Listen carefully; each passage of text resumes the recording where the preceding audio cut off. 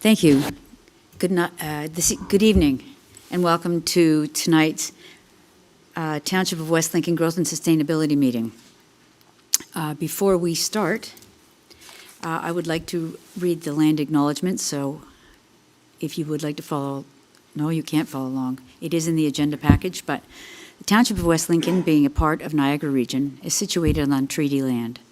This land is steeped in the rich history of the First Nations, such as the Hattawandrak, the Haudenosaunee, and the Anishinaabe, including the Mississaugas of the Credit First Nation.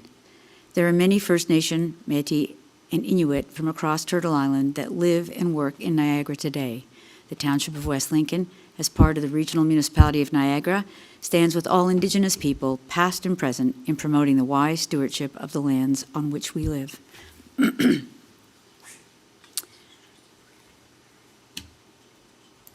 I'll now look to my colleagues around the table and ask if there is any disclosures of pecuniary interest. Councillor Maychuk. Just the one item under growth and sustainability, item GS 5025 in reference to 8427 concession. Sir, and your I was not in conflict. attendance, so I can't vote. Fine. Thank you very much. The clerk has noted that. I'm sorry, I did not look this way, but out of abundance of caution, my right-hand side does not have any conflicts either. Thank you. So we'll move into public meetings, of which there are two for this evening. The first of which is 1185 Port Davidson Road. This is a public meeting to consider an application for a temporary use bylaw submitted by Rudy and Janine Carrick of 1185 Port Davidson Road. The reason being a temporary use bylaw to permit a garden suite on the subject property, file number 1601-00825. The Planning Act requires in Section 34 sub 12 and Section 39 that before passing a temporary use bylaw, council must hold a public meeting for the purpose of informing the public. The purpose of this meeting is to receive comments from the public and is the only opportunity to provide council feedback with respect to this application. It is the function of council to listen to public comments and ask questions of clarification only. It is not the function of council to debate the merits of the application during the public meeting or respond to questions posed by the public during this public meeting. Should the public have any questions on the application, please contact planning staff and they will provide you any information being requested. Please be aware that council debate of this application will occur at a subsequent meeting with an accompanying recommendation report regarding the proposed temporary use bylaw. In accordance with the Planning Act and the minister, the applicant or specified person, public body, or registered landowner of any land to which the bylaw amendment will apply, who made an oral submission at a public meeting or a written submission to council prior to their adoption or passage of a bylaw may appeal the bylaw amendment to the Ontario Land Tribunal. Mr. Clerk, would you please advise of the dates and method by which notice was given to the public? Proper notice was given by way of email circulation to agencies and mail circulation to all residents within 120 meters of the subject property on October 17th, 2025. Public notice was also posted to the subject property, the township website, and the township administration building on October 17th, 2025. Thank you. I understand that it's Robin Shogan, our senior planner, that will be providing us with the reason for the proposed temporary use bylaw. Please.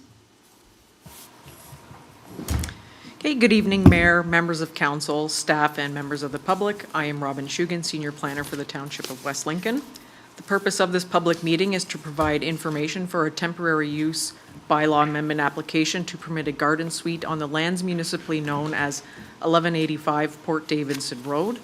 The application also proposes site-specific relief to permit the proposed garden suite to be located 65 meters from the main dwelling unit, as well as located closer to the front lot line than the main dwelling unit. The subject property is located on the east side of Port Davidson Road. It has a lot frontage of approximately 347 meters and a lot area of approximately 44 hectares. The subject property contains an existing single detached dwelling unit and several accessory buildings. The subject property also contains a provincially significant wetland, the Beaver Creek Wetland Complex, and regulated water courses. The township's official plan designates the property as good general agricultural and natural heritage system, and the town zoning bylaw zones the property agricultural, environmental conservation, and environmental protection. The township's official plan supports the use of garden suites subject to an application for a temporary use bylaw amendment and is permitted within the agricultural zone of the zoning bylaw. Garden suites are a mobile home that are portable and permitted for a maximum of 20 years and are ancillary to the existing main dwelling unit. The proposed garden suite has a ground floor area of 57.5 square meters. The garden suite will utilize the existing driveway and existing cistern for the main dwelling unit, and a new proposed septic system is being proposed. As mentioned, the subject lands contain a provincially significant wetland. The proposed location of the garden suite and septic system is located outside the natural heritage system and the designation and the EP zone. The temporary use bylaw application is seeking site-specific relief to increase the maximum distance from the main dwelling unit to the garden suite of 50 meters to 65 meters, and to permit the garden suite closer to the front lot line with a setback of 220 meters, where the main dwelling unit is 225 meters. Notice of public meeting was circulated to external and internal agencies and property owners within a 120-meter radius of the subject lands. Comments were received from the Niagara Peninsula Conservation Authority. The proposed garden suite is located 16 meters from a provincially significant wetland, the Beaver Creek Wetland Complex. New accessory buildings are permitted within a 30-meter buffer of the wetland, provided that a number of certain criteria are achieved. The proposed garden suite is 16 meters from the wetland, and the proposed septic system has a 15-meter setback. Based on the NPCA's review, and the proposed garden suite is appropriate based on the existing site conditions and supports the temporary use bylaw. No public comments were received at the time of this public meeting, and this concludes staff's presentation, and I'm available for any questions. Thank you. Thank you, Ms. Segun. Members of committee, do any of you have questions with regard to this application to our staff? Councillor Trombetta. Thank you, Madam Chair. I don't have questions. I think, just through you, Madam Chair, to the Director, these are coming more and more often as we see. I know the province mandate is to get more homes, and I sympathize with that. You know, people are getting, elderly are getting out there. Children are, I guess, kids of parents are trying to struggle to get homes, and these are coming more and more often. And I support things like this. I support them in the right locations, obviously not on a tight lot. But as the provinces, other municipalities are moving towards coach homes and all those kind of things on properties, is this something that is going to be continuously coming through you, Madam Chair, to the Director, to Council?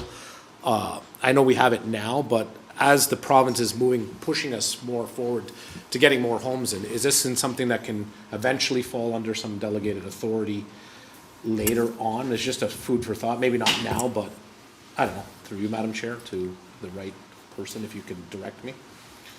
I will. And I will ask the CAO, because you're asking for more delegated authority. So I would think that he should speak to this first. Sure. I'm sorry to trouble you. Thank you, Madam Chair, and certainly no trouble at all. When it comes to zoning, that is we'd have to look into what around this could be delegated. I think that the question around zoning itself isn't something that could be delegated away from council. Mm-hmm. That is a council level decision. But as it comes to the temporary use permits, I'm not sure what's in the legislation that we might be able to look at around that, but we could take a look, and Mr. Borma may have some additional thoughts around that. Yes, and I would be glad to go to him now.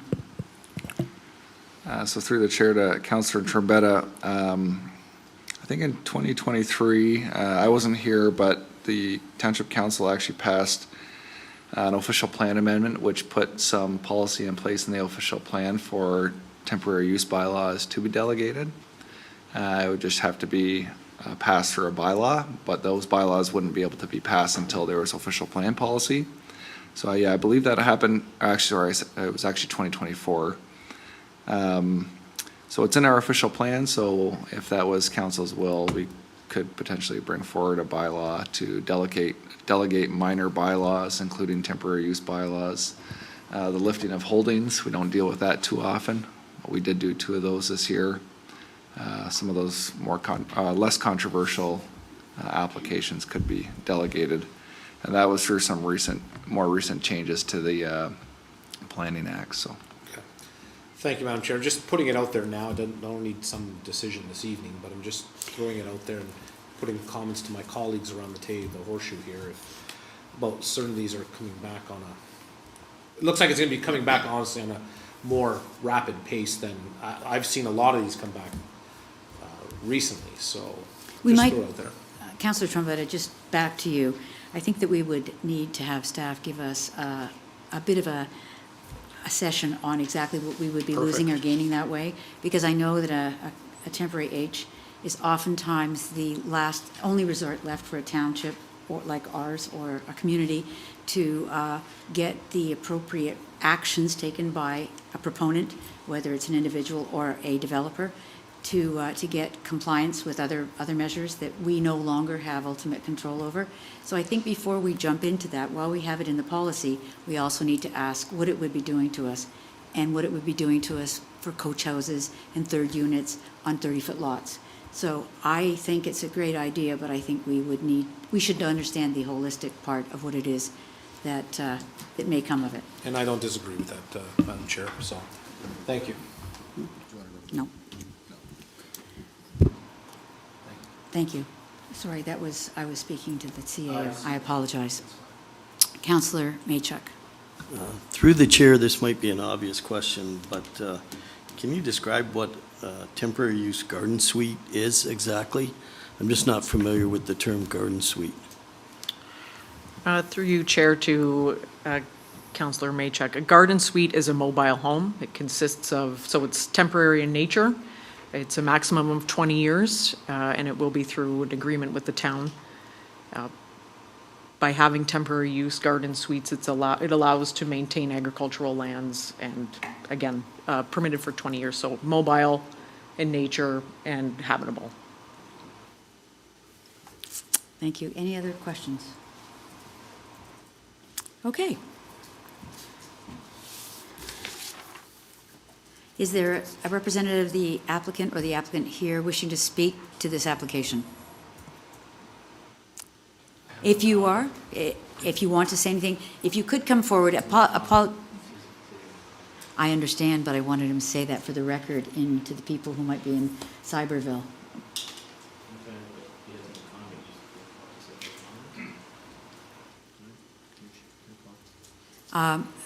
If you could come forward, state your name, and that you are the owner or an agent, and that you have no comments with regard to this, that would be appreciated. Rudy Carrick, I am the owner of 1185 Port Davidson Road. I have no comment. I just want to make that for the record, and thank you. Thank you, Mr. Carrot. Okay. The floor is now open to members of the public that are here or might be on Zoom for oral or written submissions pertaining to the proposed temporary use bylaw. When coming forward to speak, please provide your name, your full name, and speakers will be allowed up to 5 minutes to make comments to council, after which council may ask questions of clarification relating to your submissions. Individuals are allowed to speak once to an application. Is there anyone here wishing to speak to this application? How about you, Kevin? Not seeing any, Madam Chair. Thank you. Now, having heard and seen that there are no speakers wishing to come forward for this submission, does any members of committee have any questions of clarification from the owners or staff? I ask that on an abundance of caution. This is the only official public meeting that will be held, and if you have questions, this is the time to do it. Since there are none, and the proponent or applicant has no comments, I will move to Section 9 of the public meeting, which is, do any members of the committee have any final questions of clarification? But having seen none before, I expect none now. So, please be advised, if you wish to be further notified of this application, please sign the sheet at the side of the table near the council chamber's door. And having completed all of those without seeing any kinds of questions outstanding, I will call adjournment of this public meeting at 6:49.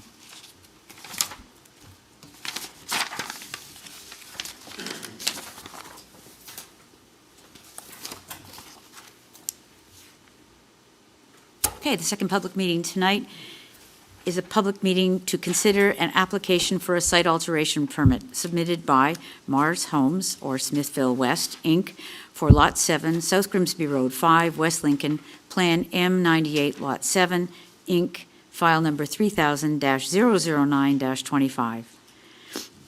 Council must hold at least one public meeting for the purpose of informing the public. The purpose of this public meeting is to receive comments from the public and is the only opportunity to provide council feedback with respect to the application. It is the function of council to listen to the public comments and ask questions of clarification only. It is not the function of council to debate the merits of the application during the public meeting or respond to questions posed by the public during this public meeting. Should the public have any questions on this application, please contact planning staff and they will provide any information being requested. Please be aware that council debate of an application will occur at a subsequent meeting with an accompanying recommendation report regarding the proposed site alteration permit. We stress that at this point, no decision has been made on the proposed amendment and any comments received will be taken into consideration by council. In accordance with the Planning Act and the minister, the applicant or specified person, public body or registered landowner of any land to which the bylaw amendment will apply, who made oral submissions at a public meeting or written submissions to council prior to the adoption and or passage of the bylaw may appeal the bylaw amendment to the Ontario Land Tribunal. Mr. Clerk, please advise of the method and dates by which notice of the public meeting was given.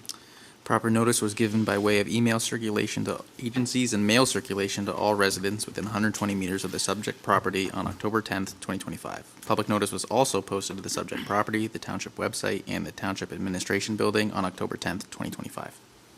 Thank you, Mr. Clerk.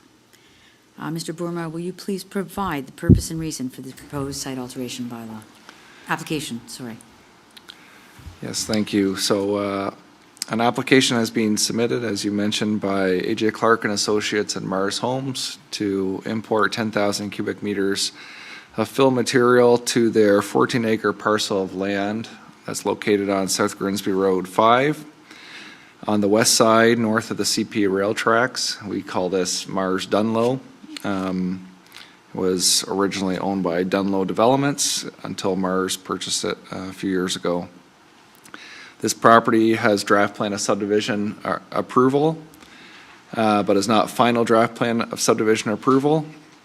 Mars Homes is currently working with the region to begin construction on a 400 millimeter water main that you'll see a diagram of in the report to bring water servicing to Mars Dunlow, as well as their development south of that, Mars Thrive. And through the construction of that water main project, it's estimated that there'll be about 10,000 cubic meters of excess fill that's going to be coming out of those road allowances that can't be reused within the road allowance because of that construction activity. So Mars has requested a site alteration permit approval to be allowed to bring that 10,000 cubic meters on the Dunlow property. This project is going to be starting soon, and Mars also requested the maximum amount that can be delegated to staff under their approval, which is 1,000 cubic meters. So staff issued a permit under the delegated authority for 1,000 cubic meters of fill so that they could start this project. But the remaining 9,000 cubic meters has to go to council because under our site alteration bylaw, anything over 1,000 cubic meters has to go to council. We have circulated this application, and to date, we have not received any public comments. And we've received a few agency comments, no objections to this application.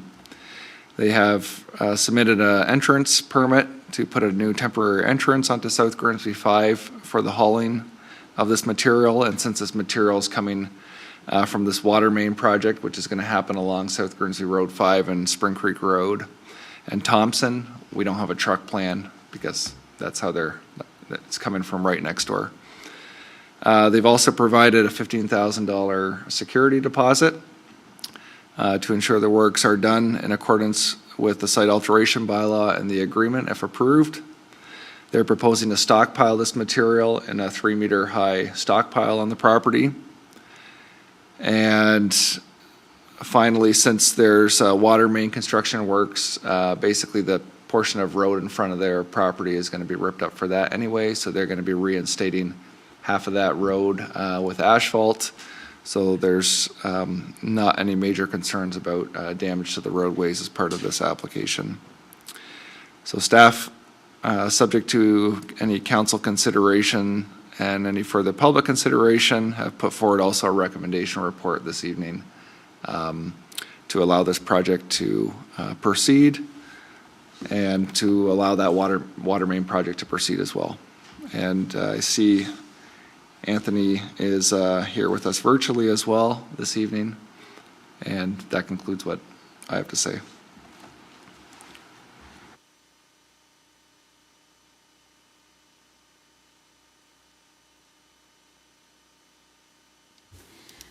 I never turn it on or off on time.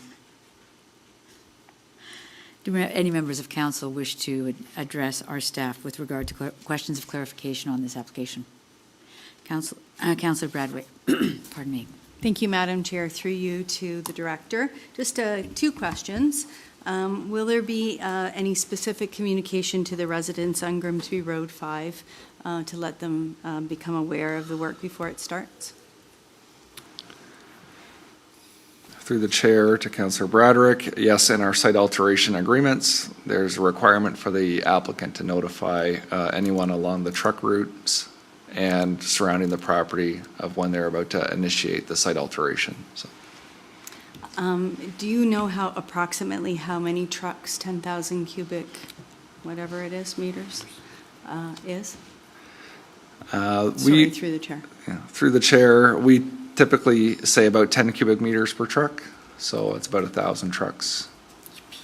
With that, through the chair, if I could, one more follow-up question. With that, I assume crossing the tracks, with that all those trucks will cross over the tracks from Smithville West to the Dunlow, Mars Dunlow area. Is there any concern about the wear and tear on the tracks due to that amount of trucks? So there is a map on page 3 of the staff report which shows the extent of the water main. So there is a portion south of the tracks where trucks will be traveling over the tracks, but the majority of the material is actually coming from the road allowance north of the train tracks. So I don't believe it's expected that all of that traffic would be coming over the tracks. We did circulate this application to CP Rail, and they have I don't believe they provided any comments. And I guess the last thing I'll mention is eventually when development occurs here, South Grimsby Road 5 will be upgraded to an urban cross section. So that whole road right now, as we see it, will change to have curbs and gutters and storm sewers as these developments happen. And our operations side is busy planning out in the future design for that. And I know that would exclude the CP crossing itself because they take care of their own crossing, but that's something we can look into. Okay, that's all. Thank you very much. Thank you, Councillor Bradrick. Councillor Trombetta? Thank you, Madam Chair. Thank you, Madam Chair. So this is obviously going to be coincide with the water main work that's on South Grimsby Road 5 in Spring Creek. So usually they're going to be what they install per the day and water main and what excavation comes out from the installation of the water main. So you're looking at probably 20, 30 trucks a day for, I guess, the duration of the project while it's in construction. Am I correct, through you, Madam Chair, through to the Director? I believe that's correct. It's just the material is just coming from this project, and I believe I'm not sure if we've seen a construction schedule yet for this, but I was under the understanding that they're going to start from both sides and work to the middle. So there'll be at least 2 crews working towards the middle. So that has a pretty, I haven't seen the latest project schedule, but it does have a pretty tight timeline to get this project completed. So I can get those details for council if they desire. No, it's just figure that it's just for the removal on site and backfill with granular, and they're just gonna remove the material somewhere, and I think that's fitting that it goes to a place around the corner where it's needed, so thank you, Madam Chair. No, I wasn't sure. Councilor Riley. Yes, sir. I wasn't sure, Councilor Riley, if you wanted to speak. Okay. All right. Thank you, Madam Chair. Due to the director, I'm just going to maybe jog your memory here, or maybe you might not have the answer to this, but I believe it was 4 years ago or so, give or take a year. I know you left us for a brief time, so I don't know if it fell in the middle there. But was this not the same site that also was, I think it was in around 2020, 2021, that already had a tremendous amount of fill relocated to it? Through the chair to Councilor Riley, this site has not been altered, but the Mars Thrive site did have a site alteration permit, and the one directly across to the east of this property, the Peter Budd site, also did have a site alteration permit. So this is, And so that area is kind of familiar with this kind of activity, so. That's correct. I believe the Peter, I don't recall what the Mars Thrive one was, the amount, but the Peter Budd site alteration was approximately double. It was at over 20,000 cubic meters of material. Okay, perfect. And I guess the other last question I have for now, Madam Chair, through you back to the director. Maybe I missed it here, but I assume there's some kind of dust control that will be considered, because that's usually the first thing people call us about.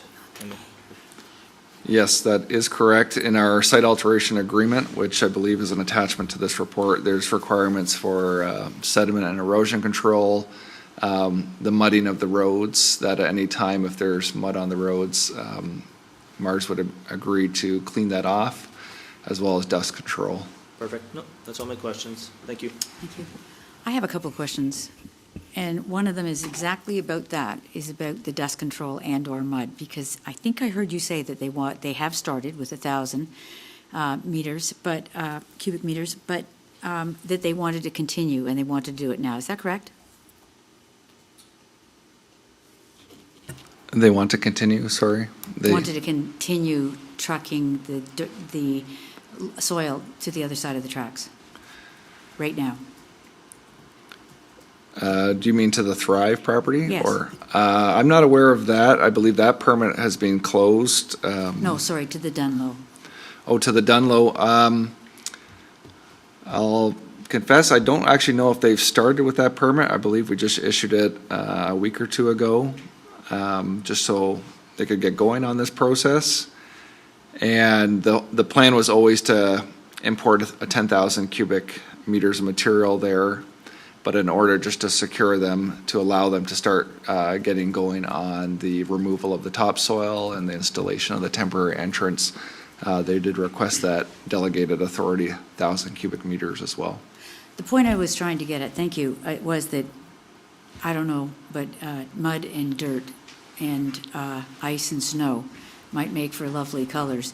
But I looked outside today and thought, if they're planning on doing that, that the fouling of the road could be substantial if this was underway. And my question really related to, are they intending to continue this operation to move the soil to the Dunlow property now, before next year? They plan on starting this project right away. So as part of that original 1,000 cubic meters that was granted, it was also subject to conditions, the same conditions about not fouling the roads.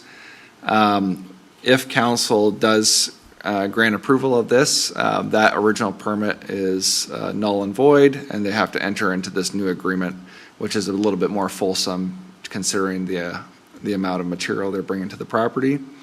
But they do have requirements right now to keep the roads clear, and not that dust is a worry right now, but to keep dust mitigated. Okay, that'll be something I'll address when the report comes forward. Thank you. And seeing, pardon me, seeing no other questions, is the applicant or authorized agent here to speak to this application, either here or through Kevin? And I think the answer is yes. Would he like to speak, or? To you, Madam Chair, this is Anthony at Mars Homes. I've got no comment. Thank you very much. Are there questions and clarifications from council of the applicant? Seeing none, I'll move on to members of the public. Is there anyone here wishing to speak to this or questions with regard to this application? Kevin? Nobody else on cyber? No, there's none. Not seeing any, Madam Chair. Thank you. Okay. Having asked all parties that would be here in person or through Zoom, if there's any questions of clarifications, I would say that if there's no other comments and the applicant has no comments, are there any questions in the public meeting with regard to this application? Okay. So please be advised that a recommendation report, I believe, is on the agenda later this evening, so it won't be brought to a future committee, but it will be considered by this committee later, and where committee will debate the merits of the application. No decision will be made. No, a decision will be made this evening. My script needs to be modified when we deal with it the same night. This application is pretty straightforward, so we do put those onto the same agenda where the public meeting is being heard. So later tonight, you will have an opportunity to hear the committee debate the merits of this application, and where a final recommendation, where this recommendations from this committee will go to council. If you wish to be further notified of this application, please sign the sheet at the side table near the council chamber's door. This public meeting is ending at 7:06.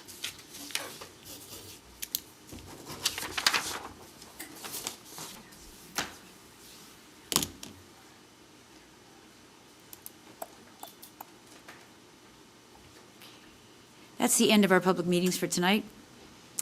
We do have, I guess I should ask, is there any need or desire by members of committee to have changes in order of the items on the agenda? Mayor Ganan.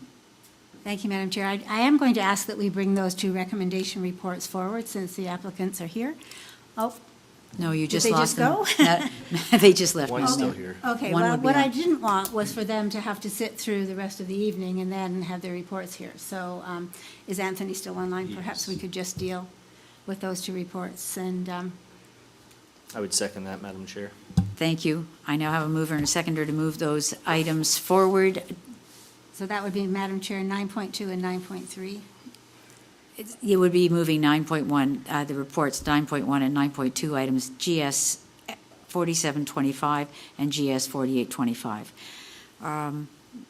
It's moved properly and seconded. Anyone comments? No, it isn't 9.1, I'm sorry, because that's why I asked to move it forward. 9.1 is actually a different one.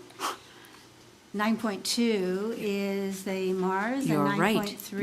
9.2 and 9.3. I Yes, apologize for mistaking that item. 9.2 and 9.3. GS 48-25 and GS 49-25. Those are the two items that are being asked to be moved forward. I have a mover and seconder. Seeing no other comments, I would ask for a vote. Oh, and the clerk is telling me a show of hands will be sufficient. Okay, all in favor? I was going to say all against. Yes, that passes unanimously. Okay, so we are bringing forward 9.2, GS 48-25. Pardon me. That is a recommended report PD 42-2025, Mars Homes, Smithville West, Inc., Dunlow Site Alteration, File -3000-12-2025. that recommendation report PD 42-2025 titled Mars Home Smithville Inc. Dunlow Site Alteration File Number 3000-012-25 dated November 10th, 2025 be received, and that council permit a site alteration permit for 10,000 cubic meters to be imported to the property, subject to the applicants entering into a site alteration agreement prior to the issuance of a permit, and that council pass a bylaw to authorize the mayor and clerk to sign and enter into the site alteration agreement with the owners as found in Schedule C.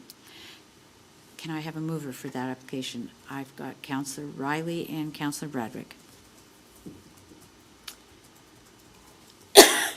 Excuse me. I think it's going around. Okay, are there any speakers to this motion on the floor? Councillor Riley. Thank you, Madam Chair. Through you back to the director. I think you mentioned it once, should this be supported and move forward and approved at council, that they would start this right away? Yes, this project is timed with the same timing of the water main project, which has been, is authorized. Mars has entered into an agreement with the region, and I think Beam Contracting is scheduled to start this project this month. And then back to you, Madam Chair, to the director. You mentioned that the developer, the applicant, will, before they can start, they have to send out notices. That's correct. In our agreement, we require notices, and I believe also as part of the construction project, there'll be notices also making residents aware of that project going on in front of their houses as well. No, that's great. And so, Madam Chair, as I asked these questions here, I was kind of just reflecting on the time of year, and if there was ever a time of year to have this go forward, I think this is probably the appropriate time of year, considering the slop that's out there. It's probably one of the rarest times you hear me say, but I think the dirt and dust and all that stuff might actually give some more grip and friction on the road there, so considering the slop that's out there now. So I look forward to supporting this evening, but I just wanted to clarify that for the record. Thank you. Thank you. Councillor Bradwick, did you have your hand up? Okay. Anyone else with questions with regard to this? Okay, so I have a question, and that is, you indicated that there was a security of $15,000 on file, and that would be what would be required under this report if it was approved. I don't disagree that the slop would probably slow a few cars, although I must say that after today's incident, weather incident, the roads in West Lincoln are clear, clean, and some of them almost dry. So I applaud our staff and for the eloquence with which they dealt with the road this morning. But not having that all the time, the concern I would have is that still it would be sloppy, and if the neighborhood were to feel that the fouling of the road was not by Mother Nature but by Father Dirt, will $15,000 be sufficient? That's my only question. Or will we have guarantees that on request a special cleanup of the road might happen as a result of a busy day? So that $15,000 is primarily for a road damage deposit. Mm-hmm. So, and in this case, and that deposit amount is not set. It's just dependent on each application. In this instance, since that road, half that road is going to be reinstated as part of the water main project, and there's additional securities and money tied up with that project, it didn't seem necessary for us to have a super large security for that particular aspect. And when it comes to fouling the roads, I guess the reality is with this water main project, they're going to see quite a bit of construction disturbance along that whole stretch. So it might even be hard to say which is caused by the site alteration versus the construction activity.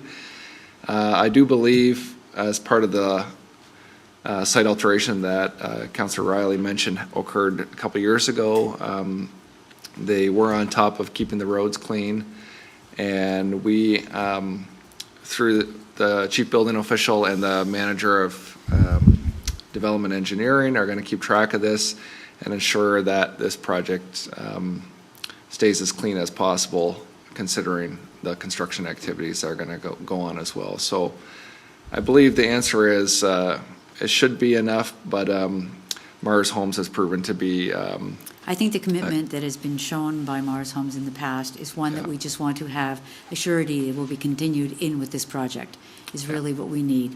So I hear and understand you. I have one other question, and that is that 2 roads out of the subdivision off of Grimsby Road number 5 will be impacted by in and outs, perhaps by slowing down because of the traffic. Will they be notified as well? Because I have heard that they were not aware of something in the past. I'm not judging, I'm just saying, will the notice also go out down those 2 streets? Typically, we just require the same notice that we require for this meeting, which Yep. is 120 meters from the property. So most of those properties probably wouldn't be within that notice, but we can discuss that with Mars, and maybe we can also understand who's going to get the construction notice, and maybe we can connect those together. Out of an abundance of caution, I want the reputation of developers in this community to be held strong, as well as the tempers or frustration of people living in the area under which the construction is going to happen, just to be aware, so that we're not getting unnecessary phone calls. Yeah. Thank you. Having seen and heard that there are no other questions, I believe we have reason to put forward the question, Mr. Clerk.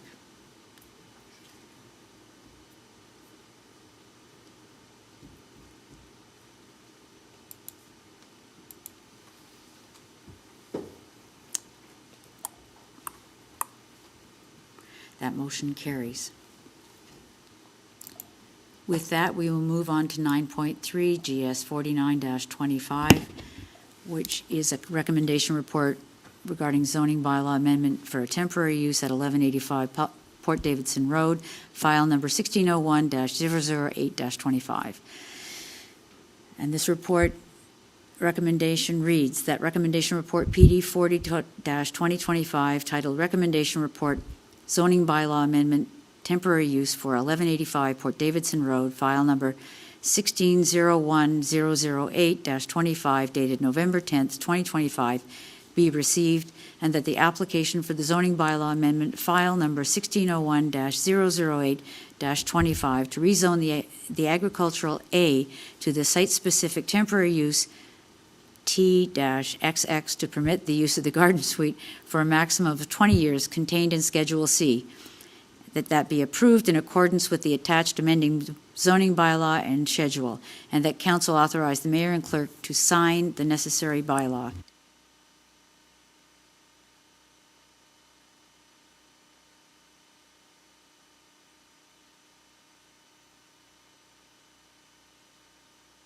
Microphone, Madam Chair.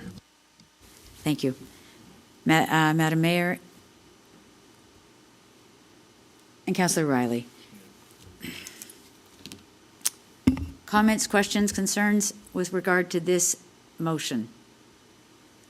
Seeing none, I will ask for the question to be posed.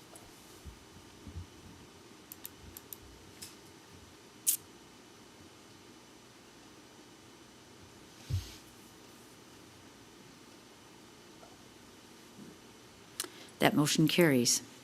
Thank you. Those are the 2 items that were asked to be brought forward out of their original order on the agenda, so we move back to appointments, which is 6.1, item GS 46-25, which is a PowerPoint presentation by Cindy Weir, the CEO of the library. And before I go to that, Mr. CAO, I believe you wanted to say a few words. Thank you, Madam Chair. This is just to speak to the committee at your request that this was an item that we were looking forward to bring forward with the library in October, because obviously this is coming to the Growth and Sustainability Committee meeting right now and not the Corporate Services Committee. Next year, we will aim to have that presentation at Corporate Services as the purpose of that committee, but tonight we are at Growth and Sustainability. Well, thank you very much for that, Mr. CAO, sorry. So welcome to the podium, Ms. Weir. We're happy to hear your presentation, albeit we may be changing the name of this committee to Growth, Sustainability, and Library.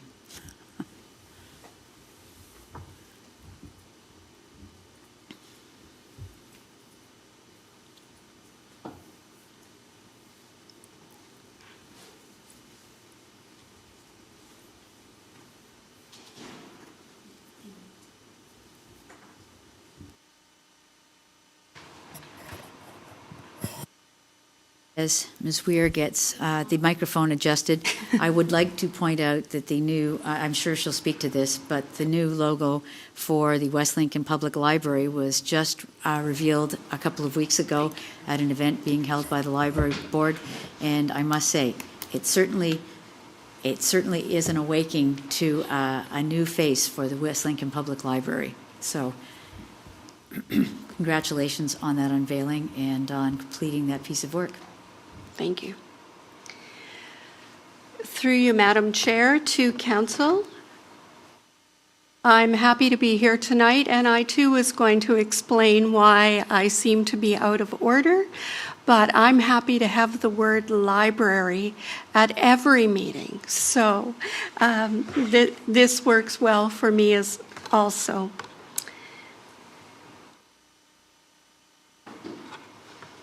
I'm here tonight to present to you a little bit about the library and about our 2026 budget ask.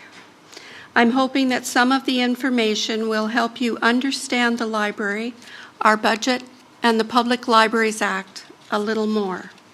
But first, some thank yous. Thank you for your past financial support, for advocating on behalf of libraries and funding at Roma and AMO, and for ensuring over the years excellent council representation on the library board.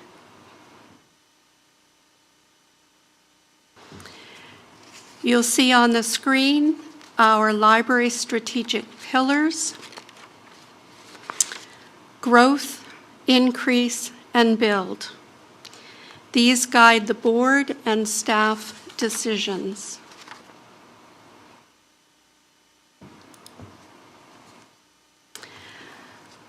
I gave you a little snapshot last year of the library, and tonight I want to give you a comparison of 2024 and 2025. Obviously, we haven't completed 2025, so these numbers are up to the end of October. The first one you'll notice is that we have a new one, people through the door. We didn't have that number last year. And I'm really excited to see 39,000 and heading for probably 50,000 by the end of the year, because we hear so often, nobody goes to the library anymore. Well, these are our people counters, and this shows that that's not true. Active membership. It's a little hard to calculate because our system calculates on a 12-month basis, not a calendar. So we would normally provide the number that we have as of December 31st. But at the moment, it's 2,221 active members. An active member, defined by the ministry, is someone who has used their card at least once in the past 24 months. Our reference questions are a little down at the moment. We're certainly expecting those to change. And we have had quite a few people through already, with just 3/4 of a year for use of our public computers. Our programs are standing up, even though we've had considerably fewer programs this year. We've had more attendance. And our room rentals stand at 133. We've certainly been promoting those this past year for more usage by the public for all 3 locations.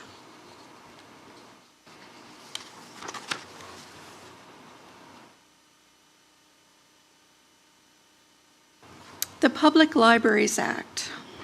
Because of this, we're special. We have our own act. We are a corporation in our own right, governed by a board, in our case of 8, and run by the Chief Executive Officer. The Public Library Act limits some of our actions. You might think, why don't they increase revenues? We have where we can. We can charge for room rentals or some of our programs. We can charge for a replacement card, but we can't charge for your initial card. We do charge for damaged and lost materials. As such, some of the conditions surrounding our budget are also different, where we provide an estimate to council in the form of our budget, and we have the opportunity to address council, and then council makes their decision, and the library board then reviews council's decision and makes any additional decisions that have to be made regarding the library budget. Our budget will come forward next week as part of the Chief Financial Officer's Mayor's budget. And I had an opportunity to speak with the mayor this past Thursday, and I was invited to reduce our budget substantially. The departments in the township have also received that invitation. And we're very respectful, the board and I, of the wishes of council.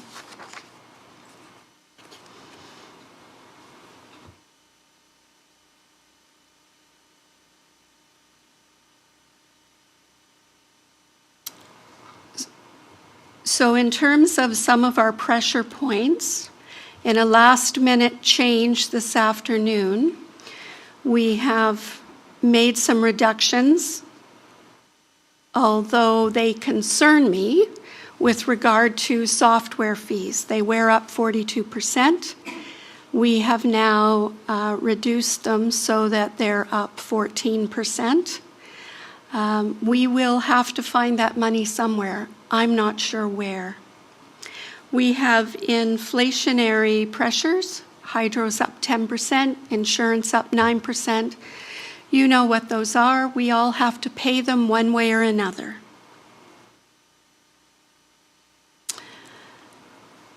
Our payroll lines are up substantially. This is affected by retention increase for employees on and off the non-union grid, and the additional increase in hours that were suggested. Retention is very important to our library board. We showed last year how much it costs to onboard a new employee. That was estimated at approximately $4,500 per employee. We've worked at streamlining that a bit, and I really don't have an official change for you, but I would say at this point in time, we are down to approximately $4,000 per employee. This year, we've had 4 people leave our employment to date. I'm not aware of any more. 3 of those 4 have left for jobs that offered them more money. 1 left for health reasons. Right now, we're looking at replacing people going on temporary leaves that will happen in the beginning of January. So again, hourly wage is an important factor in qualified people choosing to apply and accept our positions. The board is committed to retention of staff and attracting qualified people, so much so that they have given a higher priority than opening extra hours. The number of hours we're open now are in keeping with the number of hours offered by other libraries in this province with a similar population and number of branches. The library board is trying to provide remuneration at a level that it is at least equal to a living wage in this particular region. It's different in other areas, but we're talking about this region, wanting people to move to live and work in West Lincoln.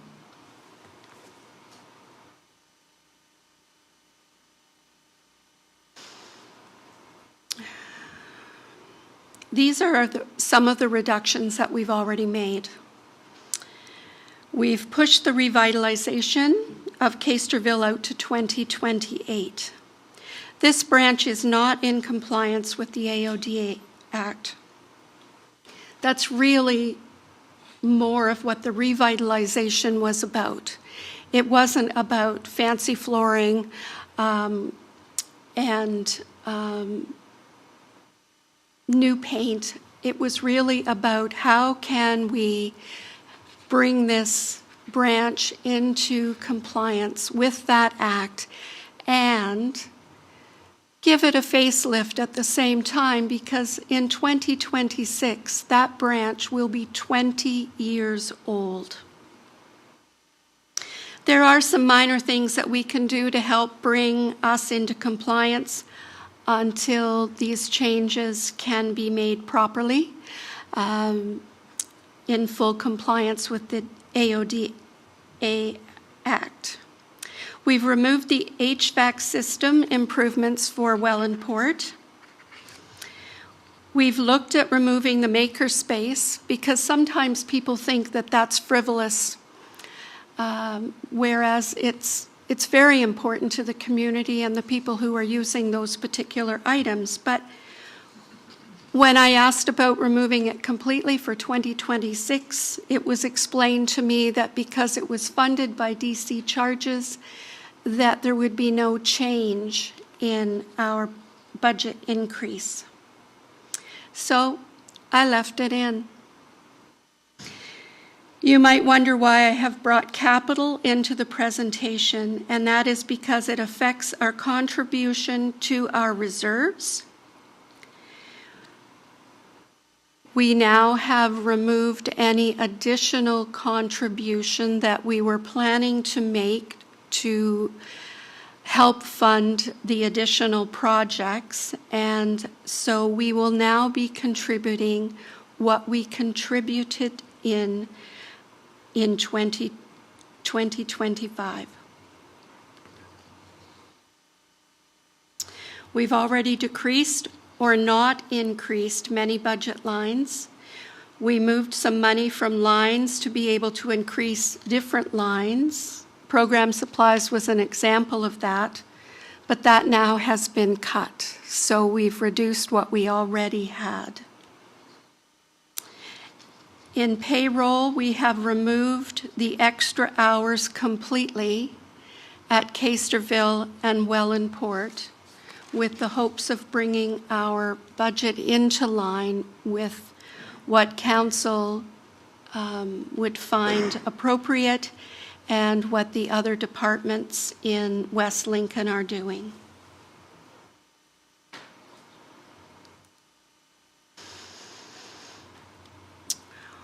Where are we now?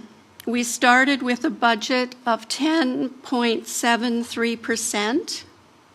We reduced it to 10.21%, and now we're at 5.88%. We've applied for 2 grants that may help to reduce our capital budget even further.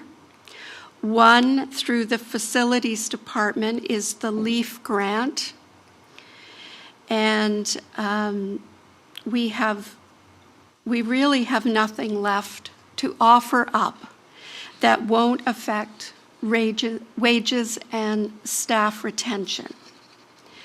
So our total ask is $1,008,820, which is an increase of $55,990 over 2025. This increase to an average residential homeowner of $9.36 over 2025, or an increase of 78 cents per month.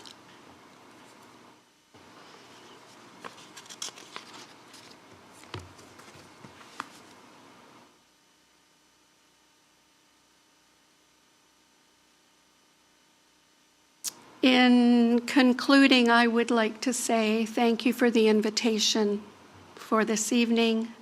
Thank you to Mayor, and Council for your time and attention tonight. And thank you to the Chief Financial Officer. I thought she might be here tonight, but she isn't, for all of her assistance, particularly as we tried to reduce our budget as much as we possibly can. I'm happy to entertain questions if you would like, but I'm not expecting to delve deep into the budget until the possibility of next week.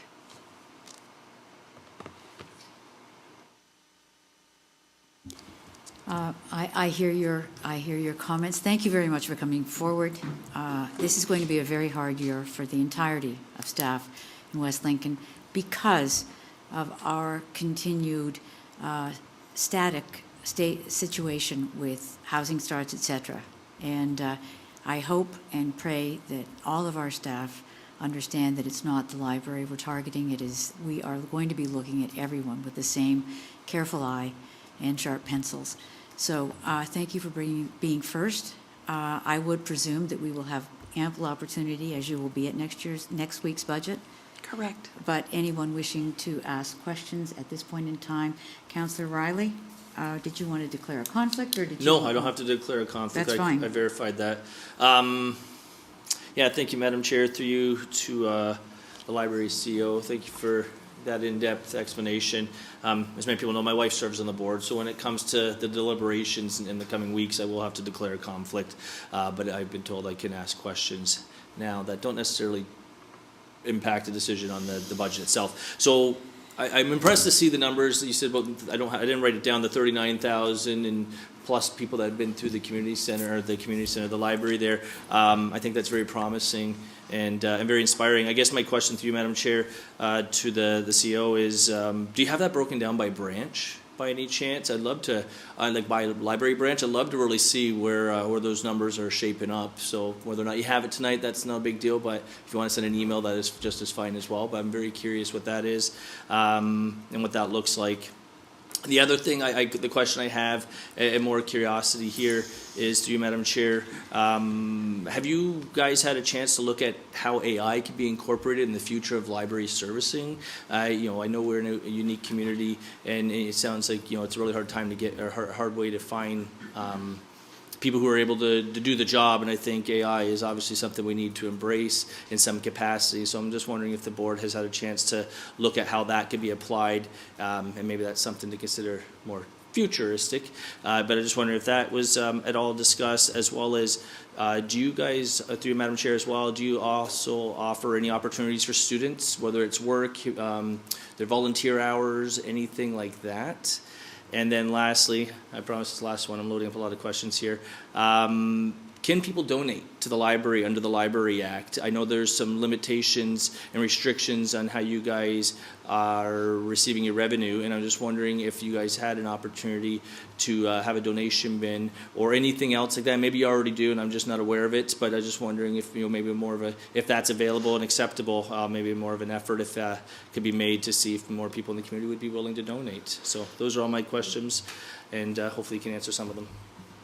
Thank you, Councillor Riley, and I'm not wanting to be put on a spot, Ms. Weir, so if you've got the answers quickly right now, that's great. Otherwise, if you could think about how you would include those into anything that you would bring forward next Monday would be great. I can make some comments through you, Madam Chair, to Councillor Riley. We do have stats that show the individual branches. We tend to think as a system, and so I didn't bring those tonight, but I can certainly email those to you. I'm happy to do that. Interestingly enough, at last weekend, not just past, but the weekend before, the board had a training opportunity with other board members from the region. And we had a presentation, a keynote speaker from the U.S. talking about AI. So there are some possible opportunities. Other libraries are embracing it. We, being a smaller library, are kind of following a little bit to see what is working and what we might be able to do. We absolutely offer volunteer hours for students, and we have a volunteer program for students and adults alike, and we are reestablishing our Friends group as well. So that will help with opportunities in the future for more fundraising and opportunities to pay for some capital items. The Friends of the Library just recently have paid $4,000 to provide wayfinding signage to Casterville and to Wellandport. Those were up as of October 2nd. We do have an unusual looking pottery chicken in the library that is for donations. We were waiting for our new logo to have things printed, but we are looking at having something available in the local funeral home where people might make donations that way, but we do accept donations. We aren't able to give receipts because we're not a recognized charity, but we can do some of that through the township. That's Thank excellent. you. Thank you. To you, Madam Chair, to the presenter, thank you so much. Appreciate that information. You're welcome. Thank you, Ms. Weir. And anything that you do find that you can make available, please make it to all members of council so that we'll all be at a level playing field, not repeating the questions at some other Certainly. time. Thank you so Certainly. much. I do have two other speakers, Councillor Maychuk and then Councillor Bradrick on my speakers list at the moment. Through the chair to yourself, I'm always curious about grants. You mentioned the LEAF grant. Are you optimistic? And does that help offset some of your capital costs? And are there any other opportunities down the road to help fund the library outside of municipal funding, such as community foundations or any other sources that may consider funding the library, especially as it applies to underprivileged kids and the opportunity for them to get a membership or access the library?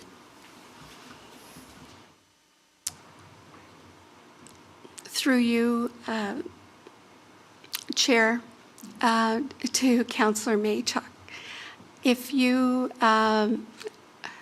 we are applying for the LEAF grant through the Recreation Facilities Department. Excuse me. I think that cold might be coming my way. My voice is coming in and out. So we have applied that way. That would offset $6,000 from repair and maintenance, and another $6,000 would be for the dishwasher in the upstairs kitchen, but that's certainly a help. At the moment, we've eliminated everything that we would be doing with our reserve fund. We've taken that right down to 2025. I think we have a good chance at that, but you just never know who else is going to apply. The other grant is actually a type of award based on the programming that we did this summer, and that would give us up to a maximum of $5,000. Honestly, I'm not quite so hopeful for that one, but I never want to discourage. So, in terms of community foundations, I'm not aware if there is a community foundation here in West Lincoln. In other communities I've worked in, community foundations have been very significant in helping the local library out. So if there is one, that's something we can work on. I, however, will not be doing that. I will see you next week, and then I will be vanishing as of the 28th of November. And I know that Vanessa is excellent at applying for and receiving grants. So I know when she steps back in that I'm sure will be a priority for her. Councillor Bradwick. Thank you, Madam Chair, and to the CEO. Thank you very much for your presentation and all the hard work that went into not only the original budget preparation, but whittling it down to its existing version. So greatly appreciate that extra work. I just wanted the opportunity as the council rep for the library to push the message to my colleagues in regards to a couple of things that are included in the budget. And to me, one of the most important things is the equity that we could perhaps provide some of our lowest income earners in the whole township of West Lincoln. When I say township, I mean those employed under the umbrella of the township of West Lincoln. We have people who are working for the library who are making a very similar wage to those that are doing the skating controls during free skates. So, you know, the responsibility, the support to the community is very valuable for those frontline library people, and it would be a real misstep, in my opinion, if we did not take the opportunity to address bringing them up to a living wage. And to the CEO, if you could just confirm for us that this current budget is keeping the services at current levels of what the township has been receiving in this past fiscal year. Through you, Madam Chair, to Councillor Broderick. Yes, the budget as it stands now will keep our hours at all locations the same. But we have removed any additional hours. So that brings me, through you, Chair, to the next point, is the reduction of the extra hours. I know that Councillor Rayner would have definitely been wanting to talk about that because he was very passionate a couple of months back and wanted to see that put into place as soon as possible.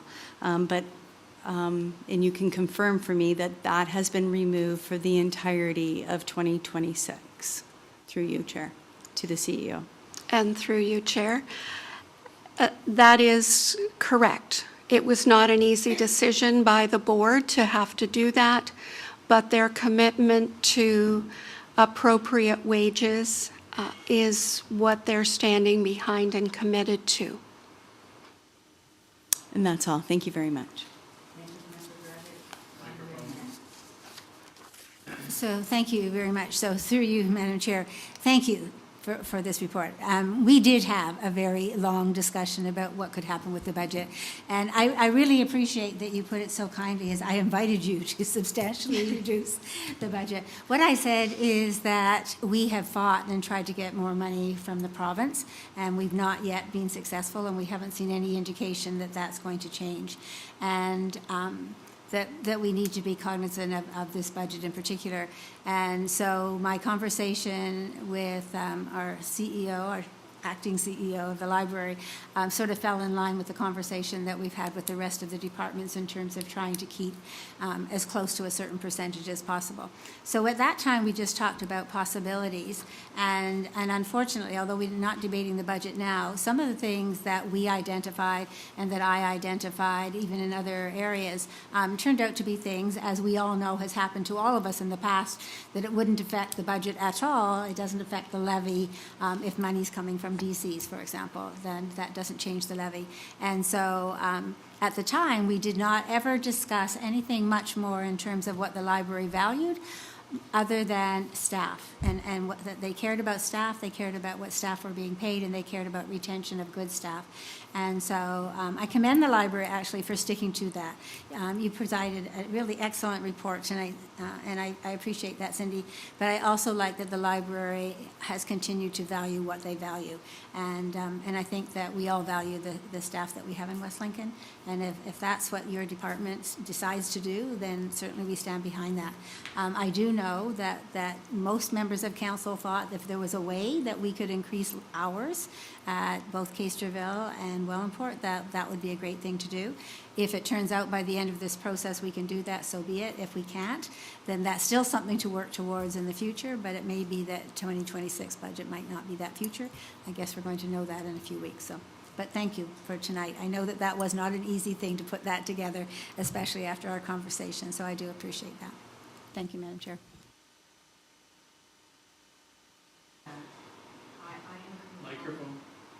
I have a couple of comments, thank you, to make tonight, because I think it might give you opportunity to get answers. I'm not expecting the answers tonight. But I do know that I have heard about grants that are being put together by the libraries, and while this council and or the municipality cannot advocate for grants to be supported or advocated for by us to the public. Your grant for things like the dishwasher, et cetera, and your use of social media can probably outreach, because apparently some of those are subject to support from the community. Correct. So I know I have been approached by people out in the community who are saying, how do I support the library to get substantial use or support so that those grants might become more available? So you have a following. You have a following, our representative and all of the library staff, and if you can just use your social media to get that out there, I think you should be encouraged that you will receive more support than you might think is out there. But something that's come to my attention over the past couple of weeks anyway. So that's number one. The other thing I don't understand is you have a water increase by 11.6%? Apparently. I have no control over that number. That is included by finance. Yes. But that is what it says. So to that, I say to Mr. CAO, in our presentation a couple of weeks ago with regard to water usage in municipal buildings, it was brought to my attention, by surprise, that municipal buildings are not charged for water. They are included in the 16% unaccounted for water. It doesn't mean anything, but I think that to look at the library's costs going up by a substantial amount of money for water usage, it's a little bit, I need to understand how the recreation center and various other buildings don't get charged for it, and if it should be moot and included in the 16%, or if it should be distributed evenly based on an allocation methodology that's across all of our places. I think you want to answer this, but I'm going to finish anyway. I want to know that it's either one way or the other. Thank you, Madam Chair. Through you, we will have a look at it. It could be that there are, in fact, meters at Wellandport and Casterville, but There's no water there. There's no water? Yeah. I'll touch base I with think you Mr. should DePaula, be and we touching will base we'll when follow. finding out if there's specific charges with regard to tanked water in or something of that nature, fine. But I think we should have a look at that, because it seems to be a disproportionate allocation. And I don't want to debate the point now. I was just bringing to the attention that it just stuck out at me, because none of our facilities elsewhere in the community get charged. So if somebody's got something they want to say, I'll go to you first. Thank you. I will tell you that both Wellandport and Caster have cisterns, and so those are filled by local Tankers. water companies. So But there could be I'm trying to help you increases. here. I understand If that, nobody's but- getting charged for water, regardless of how it gets there, if it's Okay. municipal water, I would like to know that there's a level playing field for all, and I'd rather have it understood that water is or isn't charged to our facilities. And I mean that not to favor the library, but not to find disfavor where others may waste water. So I have a real problem with water. So it was one of my first jobs. So I'm very, very attentive to where water gets wasted and how it gets charged. So I leave that for an answer more fulsomely next week. Mayor Gannon, I understand your hand was up?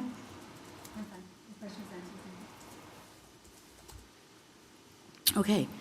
Any others? Actually, I'm going to ask a question. Councillor O'Reilly, for the second time. Yep. Thank you, Madam Chair. I'm going to go back to the water topic here, because what I I find wasn't meaning to make it. No, I know, but because we should leave that till next week. but- yeah, and I completely think- agree. But at the same time, I just think it's worth noting. I know in town we offer free water for some of our rural and urban Question. residents. Otherwise, if it's going off the topic of the library water or water for our own facilities, I'm going to have to push it till next week. Yeah, but that's not for next week. I'm asking a question here. If you let me get to it. Get to it then. Okay, so you got to give me a chance to speak. My goodness. So through Madam Chair to our CAO, it is my understanding that we have a facility in town that provides free water to residents, and so I guess I'm looking for clarity and understanding the difference. And we heard the chair just speak about municipality not having to charge stuff for their assets, but if I understand correctly, the library acts and operates separate from the municipality. So not to blur the two or confuse the two, is that possibly where the confusion is lying? you. Through you, Madam Chair, I'm sorry, so you're asking about the free water station at the Public Works? I was mentioning that as kind of like, that we already offer it free to residents who wish to take advantage of it, but then we're not, what the chairman said there, chair lady said there, regarding the freeze, I guess we'll put it, regarding township buildings and facilities, but is there not a difference between municipally run building versus, the library kind of almost acts as a tenant? And is that possibly where the confusion with the water rates are coming from? Because they're not technically a part of the municipality directly. It's kind of like an indirect, it's a service we assist in funding, but not necessarily something that we have a say over. They run independently, they have their own board, all that stuff. Thank you. Go ahead, because I too have a rebuttal to that one. And that is if there's no water charge in municipal buildings and there's no water. Could you let him finish answering the question I before will, you try to will. hijack my question, please? I'm not. I'm thinking that it's a direct question to my question, but I'll leave it till Mr. McBride answers, and I think I will push it till next week. Thank you, Madam Chair. Through you, I need to take a look at this actually to see if there's anything in the tenancy agreement with the library and if the community center is in fact metered or not metered. That's going to depend on how we're assessing this fee to the library. Beautiful, thank you. That's exactly. Okay, are there any other questions, any other concerns? Nothing, having heard nothing, thank you very much for the effort and work that you have put into the libraries in your tenure here during your time as the interim CEO, I guess. And I guess we will see you next week, but just thank you from this council to you for your work with our staff and with our facilities. And we look forward to further discussion on your budget as the occasion arises next week. Thank you. Take care, and don't feel you have to be here for the rest of the meeting. Okay, thank you very much. There is no vote for that particular item. It was a presentation only, so I look to see if there's anyone here present or on the in cyberspace that would like to address an item tonight that is on the agenda. I'm seeing no one in our physical audience. Kevin, is there anyone on Zoom? Not seeing any, Madam Chair. Thank you. Then I will move on to communications, of which there are none this evening.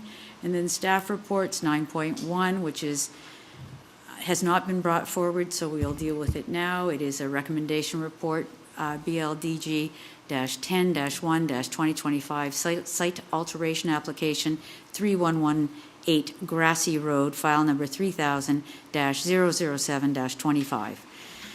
And that is, the recommendation is that recommendation report BLDG-10-2025 titled Site Alteration Application 3118 Grassy Road, file number 3000-007-25 dated November 10th, 2025, be received, and that council permit the additional 119 loads of material that has already been imported to the property, subject to the applicants entering into a site alteration agreement within 20 business days of council's decision, and that such an agreement with the township will provide $10,000 performance security and compliance with the approved grading plan, and that council pass a bylaw to authorize the mayor and clerk to sign and enter into a site alteration agreement with the owners as found in Schedule C. I need a mover and a seconder. Councillor Bradrick, Councillor Maychuk. Questions or comments? Councillor Trombetta. Thank you. Just because, through you, Madam Chair, to the Director, this was a contentious issue with a lot of the members of the public. So myself or other members of council here, when we see the material going to site, is there any notification for this? I know you're probably going to say no, Mr. Director, because it's already been approved, but just to kind of calm, first off, when is this? I guess we're getting into the bad temperature days too, and I'm worried about the conditions of our roads and hauling materials, through you, Madam Chair, to the Director. Is there any notification going to be going out, any residents? Because again, we've had a gallery full due to this file. Mr. Borma. Did you want to address that item? Through the chair to Councilor Trombetta. So this material is already on the property. It will have to move around within the property. So there will be trucks and excavators, if this is approved, to move it to meet the new grading plan. So there shouldn't be any further trucks on the road, with exception of construction materials related to the house and material related to the driveway. They did request to bring in asphalt grindings for the driveway, and we requested that just be granular material to avoid any further issues. And they've agreed to that, like quarried granular material for the driveways. Yeah. So the activity is going to be contained within the property. They have a grading plan, which we've reviewed. We have a few minor changes. We're confident that this new grading plan won't affect any of the abutting landowners. We've even had our road crews go out there and look at the ditches to confirm that the water's going in the right direction away from those concerned landowners, and we've provided them, I believe in our draft agreement copied, I believe it was June 1st or July 1st to get the grading work done, just because now the weather's not the greatest to be doing that, so give them some time in the early summer to complete that work on the property. Okay, thank you, Madam Chair. And I know it's majority of this is a road moving around, but I received even from one phone call because of one truck that was just on site moving stuff around, and it was just because, again, it's such a, I guess, a hammer on a thumb site that's sticking out, and there's a lot of eyes on it, and just my concerns are that, we're all aware of what's going on, and we have the answers for the residents when they do start making the phone calls. So, thank you, Madam Chair.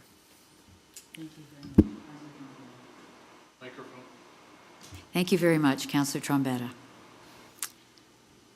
Okay, the motions regarding this report are now properly moved and seconded, and I believe there are no other comments to be had. Oh, sorry. Councillor Riley. Thank you, Madam Chair. Through to the director, I recall during the public meeting, there being a resident, at least one that had mentioned that just having the current loads on the site was actually potentially, they allege was causing some flooding in their property. And so I guess just wanting to understand, should council not support this tonight, like the idea is by supporting this would allow them to actually correct the property, right? So in theory, they would bring it in compliance, and it should, if it's actually the culprit, it should actually improve that situation, one would assume.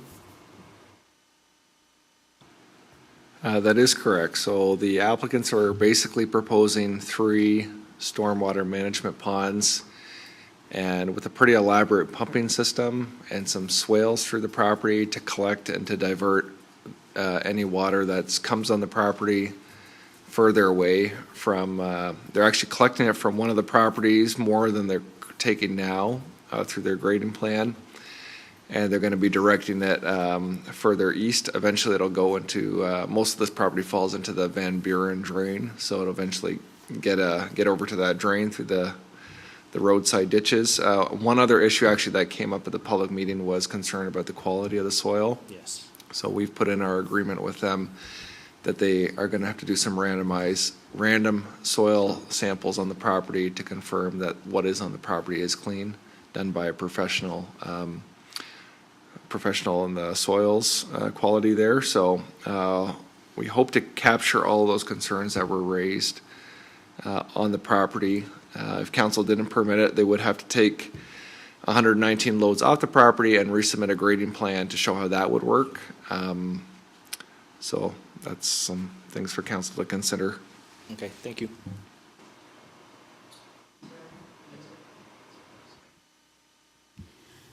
Any other questions?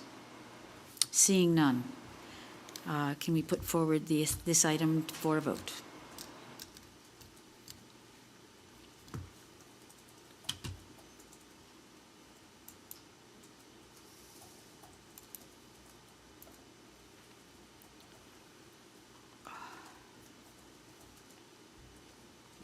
That item carries. We've already dealt with item 9.2 and 9.3, so we'll go to 9.4, GS 50-25, a recommendation report, BLDG-09-2025, site alteration application for 8427 Concession 5, Caster Center, number 3000, pardon me, -006-25. And this report recommendations are that recommendation report BLDG-09-2025, titled Site Alteration Application 8427 Concession 5, Caster Center, File 3000-006-25, dated November 10th, be received, and that the application for site alteration for the aggregate fill material be accepted, and that council permit the 2,200 cubic meters, that's 220 loads, of material that have already been imported to the property, subject to the applicants entering into a site alteration agreement within 20 business days of council decision, and that such an agreement with the township requires the material to be used for the driveway and proposed building, and that council pass a bylaw to authorize the mayor and clerk to sign and enter into a site alteration agreement with the owners as found in Schedule C. I need a mover and a seconder. Mayor Gannan, Councillor Bradrick.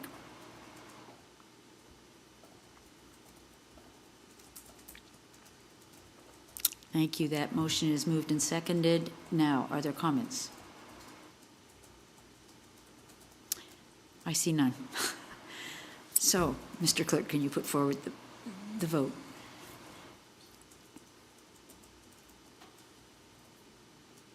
This is, oh, right, for the record, this is Councillor Maychuk's abstention due to a conflict.